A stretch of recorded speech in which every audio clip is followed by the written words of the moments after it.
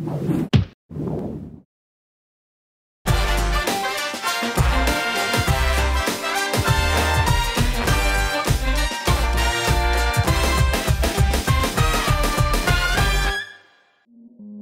Américains, grands vainqueurs chez eux, Kenrid et ses hommes sont arrivés premiers de l'étape 6 de la Volvo Ocean Race, étape entre Itajaí au Brésil et Miami sur la côte est des États-Unis.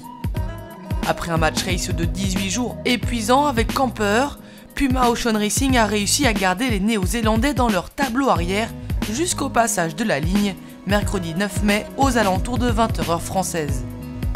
Les Américains ont navigué à vue des Kiwis pendant plusieurs jours. L'Atlantique, la remontée du Brésil, la mer des Caraïbes et les Bahamas ne leur ont laissé aucun répit.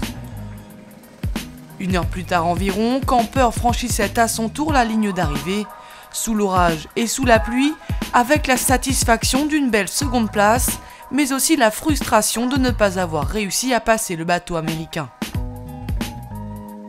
La bonne affaire, c'est celle de Groupama. L'équipage français a franchi la ligne de cette 6e étape en 3e position, en milieu de nuit, une demi-heure devant Telefonica. La lutte avec le bateau espagnol a été intense jusqu'à l'arrivée. Les Français avaient quitté Itajaí en dernière position pour s'accrocher pendant plus d'une semaine en queue de flotte, avant de dépasser Abu Dhabi et finalement Telefonica. On a une première semaine très difficile où on s'est fait décrocher dès les premiers jours et à cause de la météo on a toujours perdu des milles et des milles et des milles, donc c'était extrêmement frustrant pour l'équipage. Mais on est resté concentré, on est resté calme, on a continué à faire avancer le bateau au mieux en se disant qu'un jour il y allait avoir une opportunité. Et cette opportunité, effectivement, il y en a eu après le poteau noir, après le Brésil. Et on en a saisi une belle avec le retour sur Telefonica qui nous sauve un peu l'étape parce que le reste n'a pas été fameux, mais finir 3e finalement devant Telefonica c'est une bonne opération. Donc voilà, sinon l'étape a été extrêmement longue et difficile nerveusement. Oui, ce qui est marrant, c'est que le classement général de la Volvo a été inversé sur cette étape, donc ça regroupe les 4 premiers. Et c'est très bien pour la course, c'est très bien pour tout le monde. Aujourd'hui, on ne sait pas encore qui va gagner la Volvo Ocean Race. Et voilà, ça va faire un super finish, une super bagarre. Et j'espère qu'on y sera. Dernier bateau en course, le monocoque Abu Dhabi est arrivé à Miami vendredi 11 mai au matin, soit quelques 14 heures de plus que le vainqueur Puma. Il prend la 5e place sur cette étape.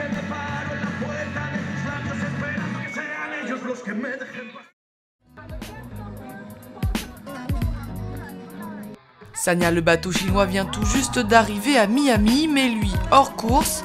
Souvenez-vous, le 6e concurrent de cette édition a souffert d'un safran endommagé au début de l'étape 5. Il s'était alors retiré de la course pour transporter son bateau abîmé par cargo jusqu'à Savannah aux États-Unis. Arrivé à bon port le 27 avril, l'équipage de Mike Sanderson a pu réparer le safran en question et également une fissure d'1,50 m dans la coque, découverte lors du grutage du bateau. Après l'arrivée du bateau à Abu Dhabi à Miami, le classement général provisoire a pu être établi. Il montre que si Groupama, arrivé 3e en Floride, conserve sa seconde place, les écarts se sont considérablement resserrés et 4 bateaux peuvent désormais prétendre à la victoire finale. Le bateau espagnol Telefonica reste en tête avec 164 points. Les Français sur Groupama 4 sont seconds à 153 points. Camper, les Néo-Zélandais 3e à 149 points. Puma, skippé par l'Américain Kenrid, est 4e à 147 points. Abu Dhabi 5e à 68 points. Et Sanya à 25 points.